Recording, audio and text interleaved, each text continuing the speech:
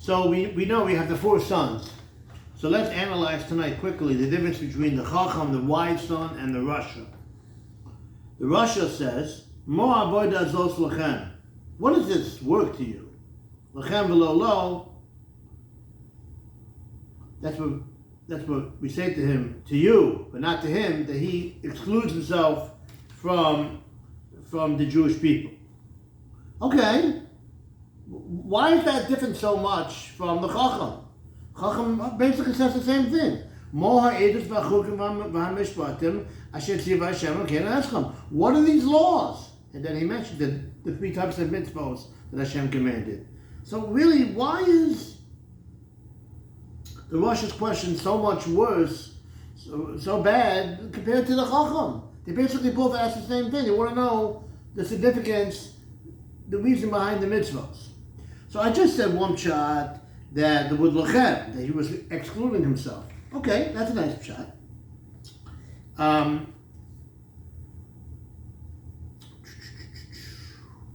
So the Ksav Sofer points out that in the actual pasuk mentioned above about the wise son, the Chacham, it says, when your son asks you mocha.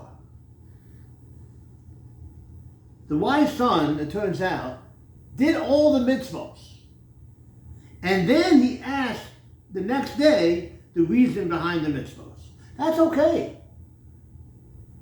But as a prerequisite to do the mitzvahs, to ask why we do it, that's a big difference. You do the mitzvahs, everything you're supposed to do properly. And afterwards you say, by the way, why this, why that? That's perfectly fine. You want to learn, you want to know for next year. You want to know why we do the mitzvahs. You want to know the basis, the origin, the significance of the things we do. That's fine. That might even be encouraged. But the Rasha, what is this work? Mazos. Zos implies it's in front of him. He's asking for an explanation before he does the mitzvah. That's much different than asking for an explanation after you do the mitzvah.